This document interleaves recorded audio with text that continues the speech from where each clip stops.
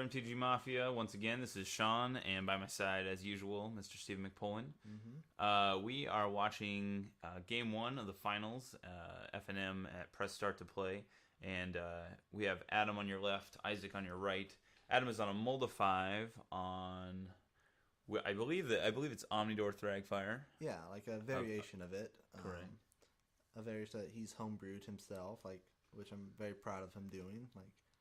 Running some very interesting cards in there, but nonetheless very cool cards. I enjoy it. And Isaac on Junk Reanimator. We've all seen this deck doing well lately.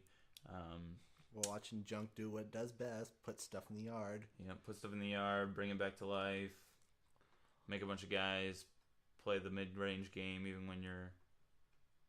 Oh, that was interesting. That's a little good thing shifty. we're at FNM here. Yeah, I mean, judge. Thankfully, there's none of that here. Press Start to Play, it's very laid back. I really enjoy this crowd. Very forgiving group. Just fun-loving people. Really enjoyable. Our crowd is the best. That's all we're saying. Yeah, you should play here. You should play here at Press Start to Play.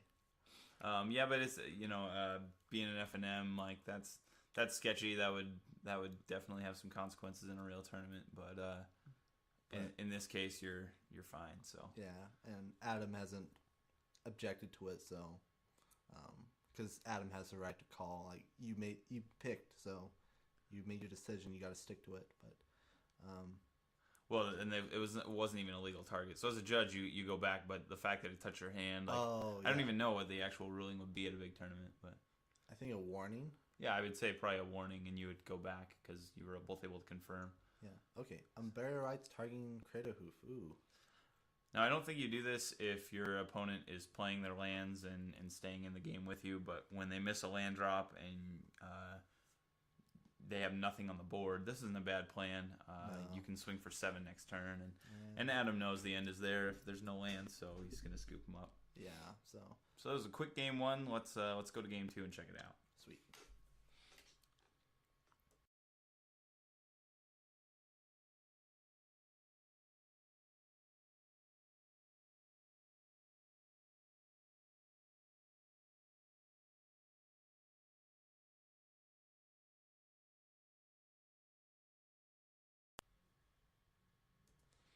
All right, guys, we decided to keep this all in one video here, but here's game 2 for you. Yeah, I mean, game 1 was so fast. I mean, barely had time to really sit down and enjoy it, and it was over. I think I'll go get a donut. What? The game's over. I blinked. Oh no! Why did I blink? I rewind. I blink again. Oh no! All right, so Adam leading off with a Shockland tapped. Sun Petal Grove. My bad. And that's a Goggle Shrine. Oh, those are 2 very foily lands. Yes. We do enjoy ourselves some foils. And Farseek. So this deck is a little bit interesting in that it's all 5 colors because you're running Door on the top. And for Door to Nothingness, there are lists that run they don't run a full set of 2 of each. But I'm pretty sure Adam would be because you can run your Chromatic Lanterns to fix for it. But I'm thinking, if I remember right, that Adam's running all 5 colors and enough of everything to get your Door. Yeah, I mean, in case your opponent has Abrupt Decay and just wipes out your Lantern, at least you're not completely dead on the board. And you're playing the greediest deck ever, so you might as well have. I guess you might as well have some of every land in there, right? This is true. I mean, one of this, one of that. Why not? Oh. All right, Lotleth Troll. This guy blew me out of the PTQ. My opponent had 6 cards in hand, and I had him dead on the swing back, so I blocked so that I would take no damage, except for 1 Lingering Soul. I was at 7 life, and my opponent had 6 cards in hand, so I kind of did the math and thought, well, as long as I only trade this one guy, I kill him. And I said he can't possibly have 6 creatures in hand. He probably has 4, just based on odds and stuff. And he just dumped 6 guys into his Lotleth Troll and killed me. And I was thoroughly disappointed. So this card is an interesting one to interact with. It is. I would be disappointed too, but Lotleth Troll seems like a natural fit for a Reanimator deck. It's I just drew my Crater Hoof and I don't have enough mana. Why not why not just pitch it? Yeah. It's like kind of makes pretty good sense in it. I'm kind of surprised the first list weren't running Lot Troll, were they? Yeah, I believe they were. A Troll is like a 2 of is the norm. And I'm not sure the number Isaac's playing here without a deck list in front of me, but I know he said it was really good for him all night, and it's definitely one of those cards that can grind out an opponent with the ability to regen, and you can grow it if they don't have good removal for it. The card sticks around pretty easily. Yeah, no, that's. So I'm surprised we didn't attack there. Why did we not attack there?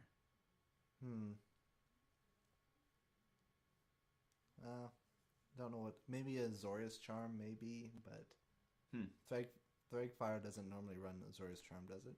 I don't believe so. I don't know why we didn't swing. I think we should have swung. And seeing a Garuk come out and a Beast, that's a big problem. Yeah. But we are Reanimator. We got bigger stuff. Yeah. It's okay. We still have a gigantic end game. Yeah. I mean, like... But our opponent is on a lot more land and a Planeswalker. Yeah, so this is... Well, unless something big happens, like a end of turn Grizzly Salvage or something that flips some amazing stuff. Well, we're not looking too good right now. But... Well, okay, so we're on 2 passes there. This one I understand if you don't want to pitch a guy and try to trade with a Beast. This is really looking bad for Isaac here. Yeah. I know this deck still has game, but surprised that we're doing nothing. And Adam just drew 5 cards. So wouldn't you say when you're... Yeah, that's fantastic. Yeah. Garrick. Wouldn't you say that when your opponent passes, you got to be suspicious that they're doing something? My guess is that he has a Restoration Angel and is probably going to... okay, maybe not. I thought 4 mana, maybe flash it in and start beating Garuk, but it's not even that. So I'm not sure why we're passing. Yeah. I don't know if we just have... Maybe we have a lot of Thrag Tusks. Just opened a hand that was like, hey, I can win with 5 Thrag Tusks. I mean, 4 Thrag Tusks. Again, FNM. We count Unburied Rights as that 5th and 6th Thrag Tusk. Okay, we're reanimating an angel is my guess here. Okay. Yep. Ah. Ha ha, says Isaac. The end game is here. So we're going to steal a Thrag Tusk, give our opponent a Beast. Yep. Which is pretty good. That's just fine. Yeah, I'd say that's pretty reasonable. Yeah. We can't attack yet, but we know that at 3 is a 3/2 now, so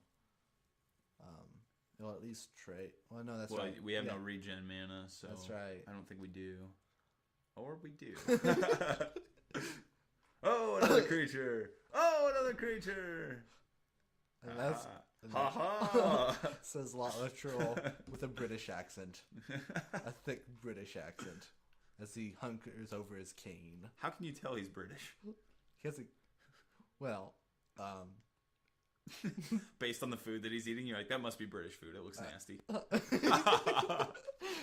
Sorry for anybody who comes from Britain. But we said it here at MTG Mafia. We think British food is terrible. I'm sorry. Too much vinegar. Yeah, we're very sorry. We don't mean to be like that. Okay, so back to the game. Right, so back to the game.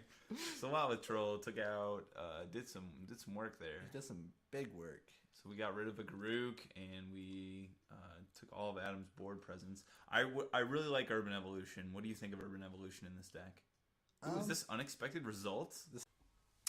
Wow, so unexpected results, we are looking for an answer. We desperately need one.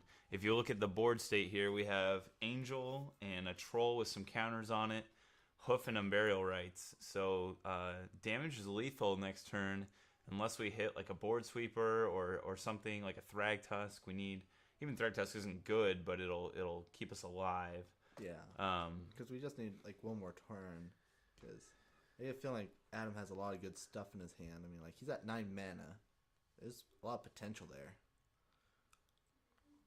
What? So here we go. We are all in on this flip. Oh.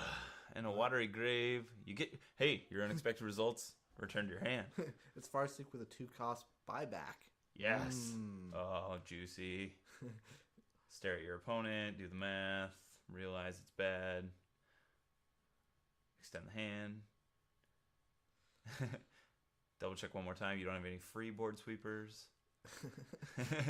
Nope. That's unfortunate. So, could have been good here, but unfortunately, with the Unburial Rites and the Crater Hoof, we ran out of time. I think next turn we cast Omniscience and go off. Which, hey, look, we have 3 copies plus the what is the name of the Enter the Infinite? Yeah, Enter the Infinite. So you draw your entire deck, and then so we were close to having Adam win that one, but the unexpected results unexpectedly came up with a Watery Grave, and the game is over. So swift finals here. Yeah, like dang, Junk Reanimator is just vicious. Yeah, deck's kind of ridiculous. I was talking to Isaac. He said that he cut Lingering Souls, which was an interesting choice. I guess he just felt based on what we had there that night that he wasn't going to need them, and that it was better just be slightly more aggressive. And it's interesting. The Souls are good with the hoof, but if you're feeling like they're not doing enough for you, I don't know. That was an interesting choice, but it seemed to work out pretty well for him. Do you know what cards he added for instead of Lingering Souls? You know what? I don't remember what he said. I remember that he cut them, but I don't remember what his... Was he adding more enablers like mulches and stuff? I'm not sure. I don't remember. I'll have to... Okay. We'll have the list posted at mtgmafia.com. You can check it out, and we'll have to see what his thoughts were there, but... Definitely worked out for him. He got the W and took down FNM. So thanks for watching, guys. We'll see you next week with another set of finals. Mm-hmm. And in the meantime, happy testing, and we'll talk to you then. Okay, see ya.